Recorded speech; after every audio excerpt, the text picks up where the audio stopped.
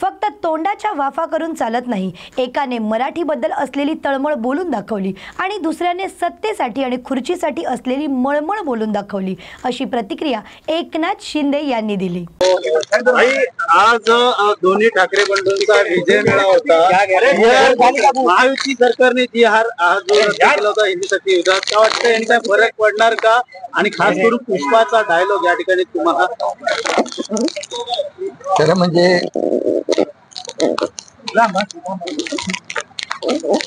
3 वर्षापूर्वी दोडाला अब उठेगा नहीं साला हा डायलॉग त्यांना शोभून दिसतो। मी नाही बोलत, फक्त आम्ही 3 वर्षापूर्वी उठाव केला, आम्ही उठलो अन्यायाविरुद्ध आणि फक्त दाढीहून अर्धाच हात फिरवला होता, ते आडवे झाले 3 वर्षापूर्वी, अजून सावरले नाही। आता कुणाचा तरी हात पकडून उठण्याचा प्रयत्न करतायत, त्यामुळे उठेगा नाही वगैरे हे सगळं बोलण्याचं मला वाटतं त्यांच्यात त्यांना ते शोभत नाही। त्याला मनगटात जोर लागतो, फक्त तोंडाच्या वाफा सोडून होत नाही। त्यामुळे मी एवढंच सांगेन की एकाने मराठीबद्दल असलेली जी काही तळमळ बोलून दाखवली आणि दुसऱ्याने सत्तेसाठी आणि खुर्चीसाठी असलेली मळमळ बोलून दाखवली। झेंडा नाही, अजेंडा नाही असं काही लोक म्हणत होते, पण एकाने मात्र एका वक्त्याने त्यातल्या ते पत्ते पाळलं, पण दुसऱ्याने स्वार्थाचा झेंडा आणि सत्तेचा अजेंडा रंगशारदाच्या भाषणात निवडणुकीच्या भाषणाप्रमाणे बोलून दाखवला। त्यामुळे हा फरक आहे। आणि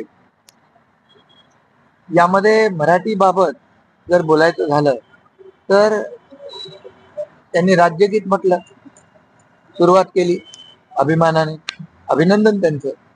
पण ते राज्यगीत जे आहे महाराष्ट्राचं, ते मी मुख्यमंत्री असताना ते राज्यगीताला मान्यता दिली, राज्यगीत सुरू केलं आणि त्या राज्यगीताने त्यांनी सुरुवात केली। त्याचबरोबर मराठी भाषेला अभिजात भाषेचा दर्जा जेव्हा मी मुख्यमंत्री होतो, मी, देवेंद्रजी, अजितदादा, आमच्या टीमने ते मराठी भाषेला अभिजात भाषा देण्याचा निर्णय घेतला आणि प्रधानमंत्री मोदी साहेबांनी त्याला तात्काळ मान्यता दिली, होकार दिला। मला जाऊ द्या, माझ्यावर तर तुम्ही रोज टीका करता, पण ज्यांनी अभिजात भाषेचा दर्जा मराठीला दिला त्यांनाही तुम्ही सोडलं नाही। त्यामुळे आजचं जे काही मेळावा जो होता की मराठी भाषेसाठी, मराठी माणसांसाठी, त्यांच्या भाषणातून एक आगपकड होती, द्वेष होता, जळजळ होती, मळमळ होती, ती दिसून आली। आणि त्यामुळे मराठीसाठी आम्ही काय केलं, मराठीसाठी आणि त्यांनी काय केलं, मराठी माणूस मुंबईच्या बाहेर फेकला का गेला, मराठी टक्का कमी कमी का होत गेला, इकडे वसई विरार नाला सोपारा, इकडे बदलापूर अंबरनाथ वांगणीपर्यंत का गेला, याचं उत्तर त्यांनी दिलं।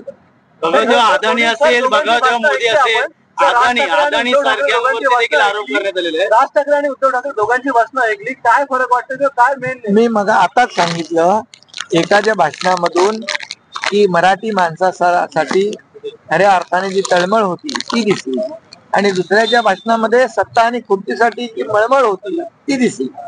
हा फरक आहे।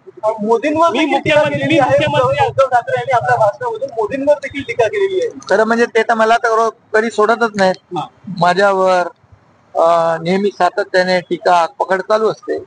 पण जाऊ द्या, त्याच्यात मी काय टीकेला आरोपाला टीकेने उत्तर देत नाही, कामातून उत्तर दिलं म्हणून जनतेने मला या ठिकाणी मुख्यमंत्री झालो आणि 2.5 वर्षात विधानसभेच्या निवडणुकीमध्ये लँडस्लाईड मॅन्डेट पण दिलं। पण ज्या मराठीला अभिजात भाषेचा दर्जा आम्ही दिला आणि मोदी साहेबांनी त्याला तात्काळ होकार दिला, मान्यता दिली, त्या मोदी साहेबांना देखील त्यांनी काल आज सोडलं नाही, हे दुर्दैव आहे। त्यामुळे त्यांची जी काही वृत्ती आहे, जो काही द्वेष आहे, जी काही पोटदुखी आहे आणि सत्तेसाठी जी काही लाचारी आणि लालसा आहे ती दिसून आली. सर उद्धव ठाकरेंनी दाढीवर हात फिरवत पुष्पा आता बोलले. आता मी बोललो, मी अर्ध्याच दाढीवर हात फिरवला होता. 3 वर्षापूर्वी 2022ला आम्ही उठाव केला, आम्ही उठलो त्यावेळेस अन्यायाच्या विरुद्ध. तेव्हा ते आडवे झाले, तेव्हापासून अजून सावरलेच नाहीत, आडवेच आहेत. आता कुणाचा तरी हात धरून उठण्याचा केविलवाना प्रयत्न करतात. हे तुम्हाला आजच्या या भाषणामधून पत्रकारांनी देखील टिपलं आहे. त्यामुळे दोन्ही बंधू एकत्र येण्यासाठी एकत्र आलोय असं उद्धव ठाकरे म्हणतात. आणि जर गाडीवर पूर्ण असा हात फिरवला असता काय झालं असतं याचा विचार त्यांनी करावा. काय म्हणाले पॉवरचा फायर पुढच्या निवडणुकीमध्ये कळेल. आता दोन्ही बंधू एकत्र येण्यासाठी एकत्र आलोय. दोन्ही बंधू एकत्र येण्यासाठी एकत्र आलोय असं उद्धव ठाकरे म्हणतायत. मला वाटतं ही निवडणुकीची पूर्ण बाबा लोकशाहीमध्ये मी कालच म्हणालो, लोकशाहीमध्ये कुणालाही कुणाच्या बरोबर पण युती आघाडी करण्याचा अधिकार आहे. त्यामुळे निवडणुका जशा जशा जवळ येतील तशा तशा अनेक घटना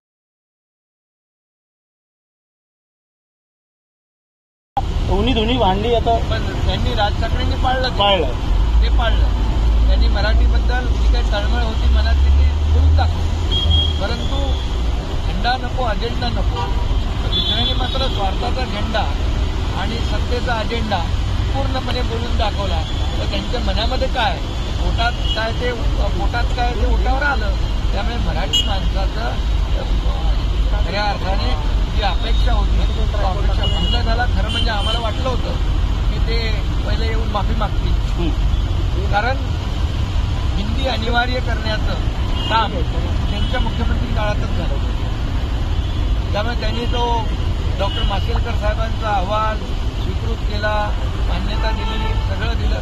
आम्ही तर अनिवार्य हा शब्द काढून टाकला आणि त्याला हिंदीला स्थगिती देऊन टाकली.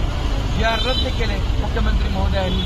त्यामुळे आम्हाला वाटलं होतं की त्यांनी केलेलं चुकीचं कुठंतरी परिमार्जन करायला माफी मागतील आणि यांच्याकडून काय अपेक्षा आहे तर पूर्णपणे राजकीय. मंत्री संजय शिरसाट यांची पत्रकार परिषद पार पडली असून या परिषदेत त्यांनी नेमकी काय चर्चा केली ते पाहूया. चांगला झाला. महाराष्ट्राने पाहिलं, दोघ भाऊ एकत्रित आलेत. परंतु सर्वांची नजर राजसाहेब काय बोलता याच्यावर होती. राजसाहेब नेमकं त्यांच्या भाषणाचा रूप कुणाकडे आहे, ते आपल्या मांडणी कशी करतायत याच्याकडे संपूर्ण महाराष्ट्राचं लक्ष लागलं. आणि तुम्ही पाहिलं असेल, राजसाहेबांनी अत्यंत संयमी, आम्ही जरी विरोधात असलो तरी आम्ही त्याची तारीफ यासाठी करतो की त्यांनी अत्यंत संयमी आणि मुद्देसूद ज्याला म्हणतात ते भाषण त्यांनी केलं. मराठी का हवी, हिंदी का नको, घडलेल्या घटनेवर आधारित त्यांचं ते भाषण होतं. आणि मला वाटतं लोकांना सुद्धा त्यांचं ते भाषण आवडलं असं. काही लोक याचा राजकीय अंदाज लावायच्या भानगडीत पडले होते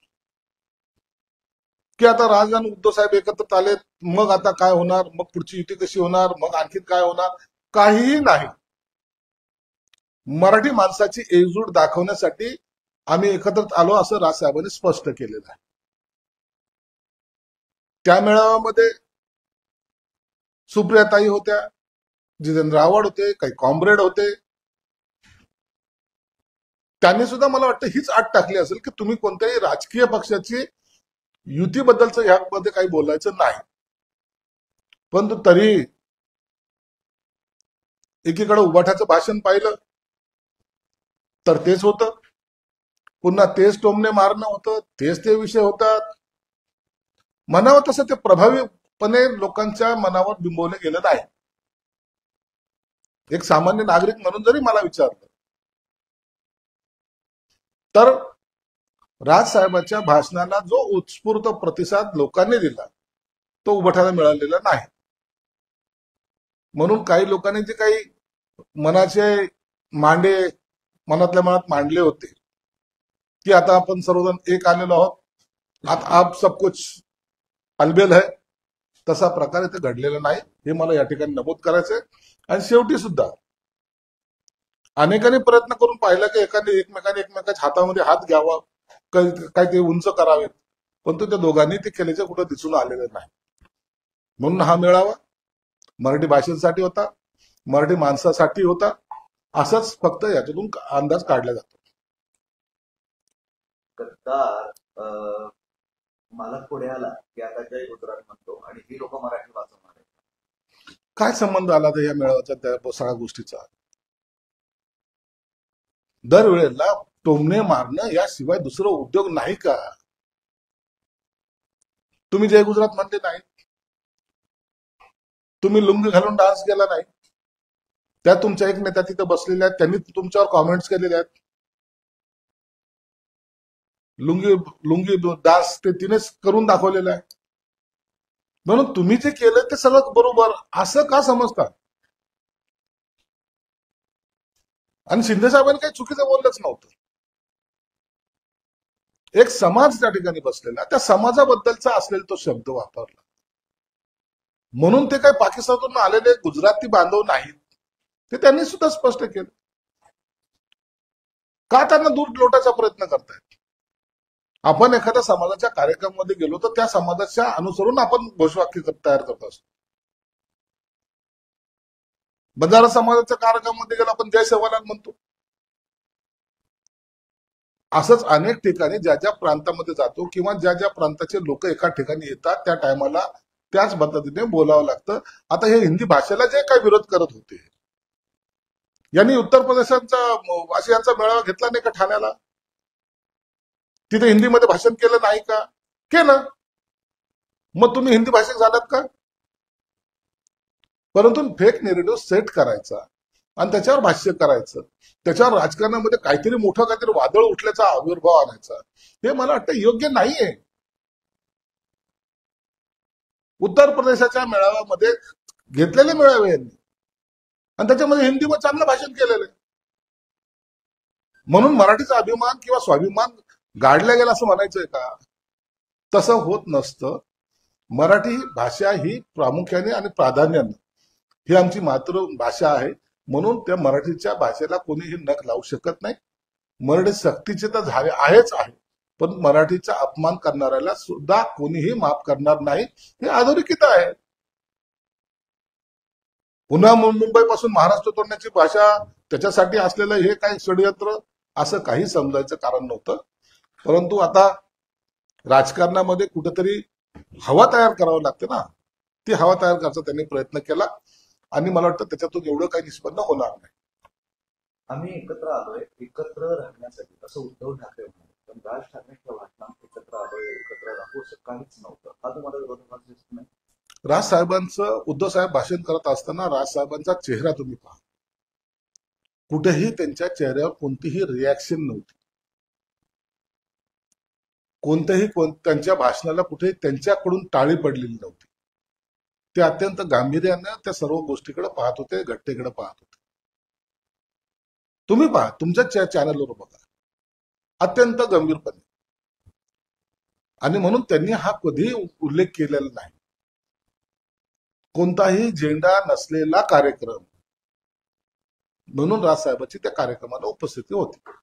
हे स्ट्रॅटेजिक वाटतंय राज ठाकरेंचं एकत्र येण्याबाबत किंवा असण्याबाबत काहीच न होणं आणि उद्धव यांचं बोलणं.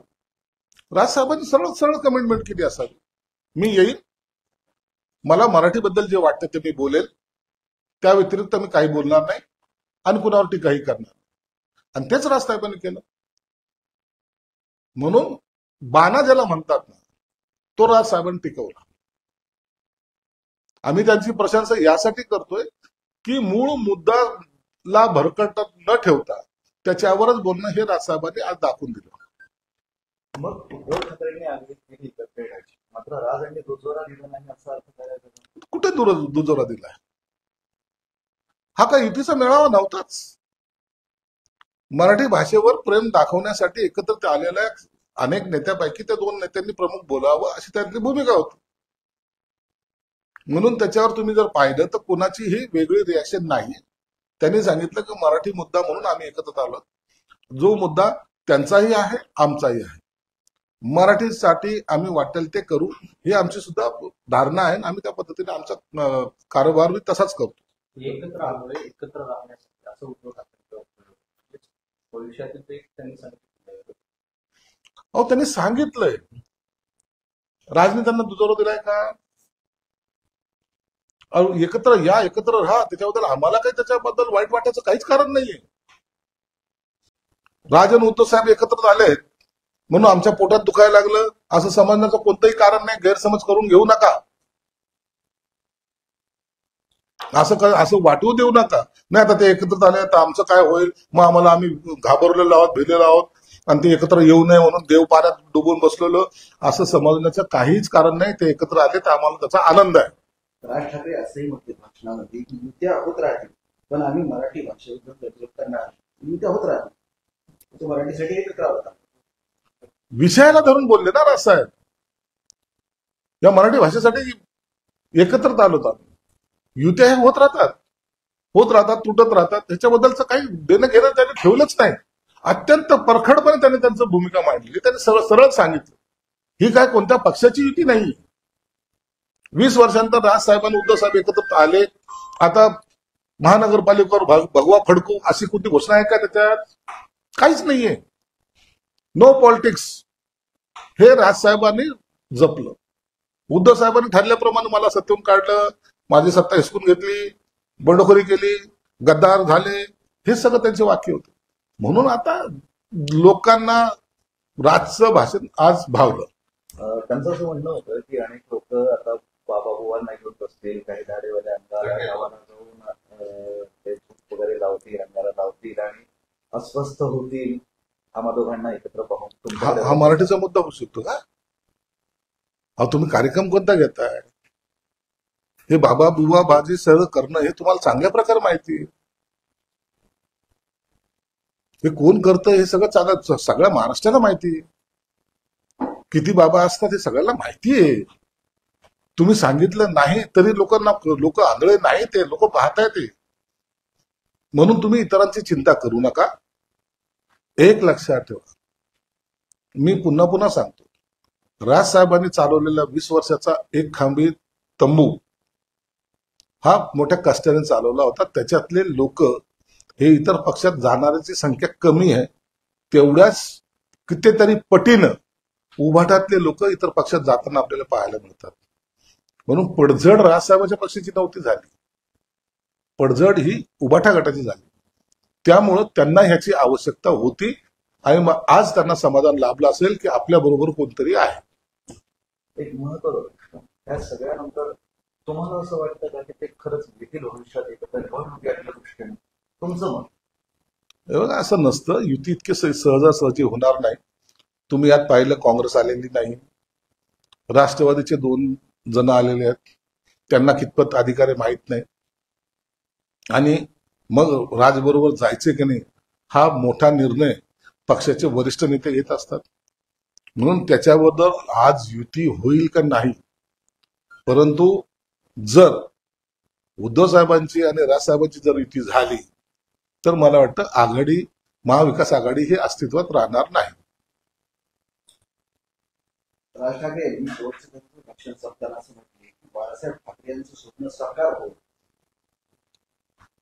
निश्चित साकार हो. बाळासाहेबांचं स्वप्न साकार करण्यासाठीच आम्ही लढतोय. आम्हालाही त्यांची जी भूमिका होती त्याच भूमिकेतून आमचंही काम चालू राहणार आहे. आणि म्हणून आम्ही कधी आमच्याकडून चूक होता कामा नये याची काळजी घेत असतो. कोणी आम्हाला मार्गदर्शन केलं तर आम्ही त्याचा स्वीकार सुद्धा करत असतो. जे बाळासाहेबांना जमलं नाही ते फडणवीसांनी करून दाखवलं, ते म्हणजे आम्हा दोघांना एकत्र आणलं. आणि हेच वाक्य उद्धव ठाकरे बोलताना म्हणाले की अनाजी पंतांनी आम्हाला एकत्र आणलं, आमच्यातील अंतरपाठ दूर केला. राजसाहेबांनी ज्या भाषेत बोललं त्या भाषेला एक अर्थ होता. वाईटातून सुद्धा चांगलं घडतं किंवा देवेंद्र फडणवीसच्या हातून आम्हाला एकत्रित आणण्याचा प्रयत्न झाला, आम्ही एकत्र आलो.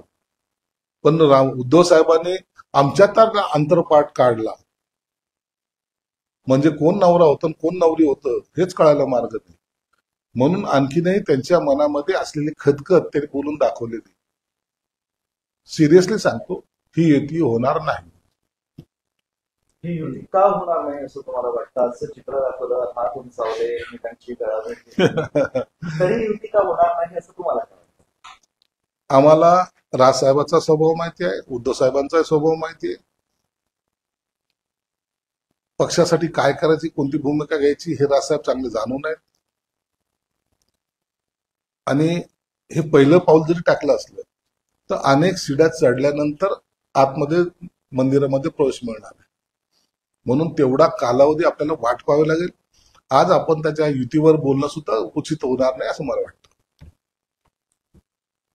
बरं, ही युती झाली तर असं म्हटलं जातंय की तुम्हाला तुमच्या पक्षाला शह असेल, म्हणजे या दोघांचं एकत्र येणं हे तुम्हाला शह देण्यासाठीच आहे असं सगळं राजकारण सुरू आहे, अशी चर्चा. नाही, असं नाही, असं कोणताही आमच्यावर त्याचा परिणाम होणार नाही.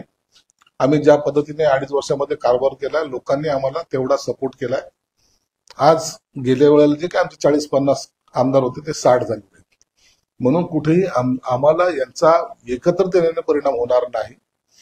हे एकत्रित आल्याने पक्षांतर्गतच त्यांना एकमेकाला फटका जरूर बसेल. आणि